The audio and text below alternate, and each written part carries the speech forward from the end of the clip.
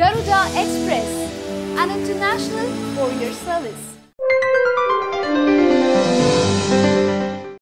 దుష్ట శిక్షణ శిష్ట రక్షణార్థమై చైత్రశుద్ధ నవమి నాడు 5 గ్రహాలు ఉచ్చ స్థితిలో ఉన్న కాలమందు పునర్వసు నక్షత్రంతో కూడిన కర్కాటక లగ్నంలో పగటి సమయాన సాక్షాత్తు ఆ శ్రీహరియే కౌసల్య పుత్రుడై ఈ భూమిపైన జన్మించిన పర్వదినాన్ని మనం శ్రీరామ నవమిగా విశేషంగా చెప్పుకుంటాం.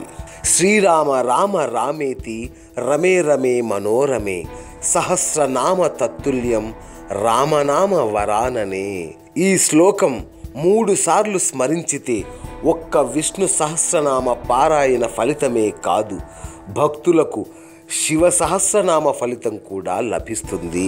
శ్రీరామ నవమి రోజున ప్రతి గ్రామంలోనూ బెల్లం పానకం, పెసర వడపప్పును తీర్థ ప్రసాదాలుగా ఇస్తుంటారు. సీతారాములకు జరిపే కళ్యాణ వైభవంలో మార్పులు వచ్చినా తీర్థ ప్రసాదాలుగా ఆనాటి నుంచి ఈనాటి వరకు పానకం వడపప్పును పంచడం వెనుక పరమార్థం లేకపోలేదు. శ్రీరామనవమి నాటికి ఎండలు బాగా ముదురుతాయి.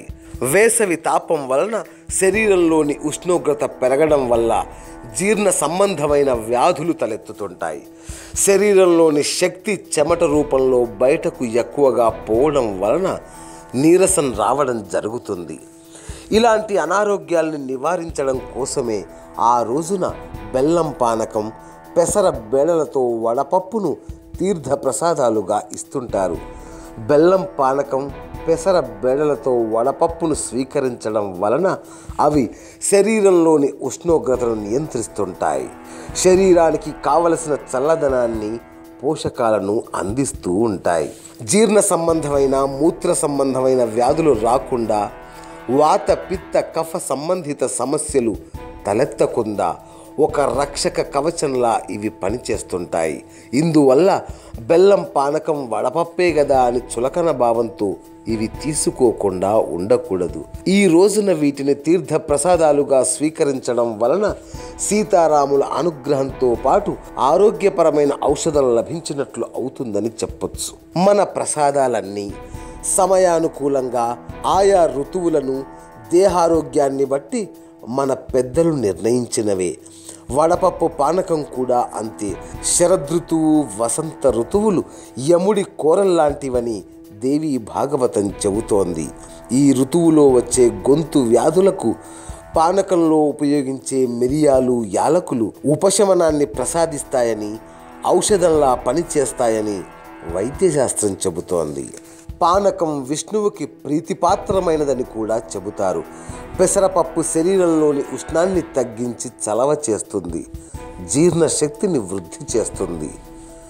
దేహకాంతికి, జ్ఞానానికి ప్రతీక.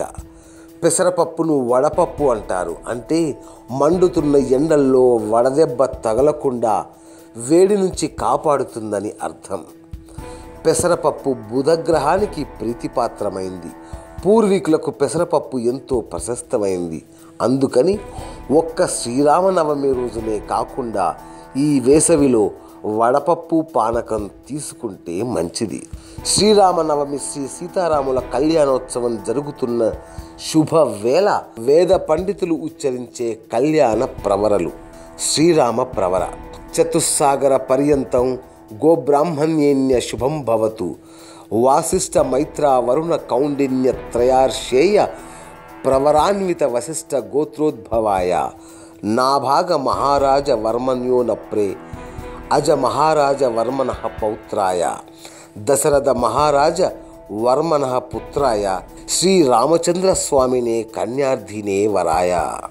సీతాదేవి ప్రవర చతుస్సాగర పర్యంతం గోబ్రాహ్మణ్యేభ్య శుభం భవతు ఆంగిరస ఆయాస్య గౌతమ త్రయార్షేయ ప్రవరాన్విత గౌతమస గోత్రోద్భవీం స్వర్ణ రోమ మహారాజ వర్మణోనప్త్రీం హ్రస్వరోమ మహారాజ వర్మణ పౌత్రీం జనక మహారాజ వర్మణ పుత్రీం సీతాదేవి నామ్నీం వరాందినీం కన్యాం.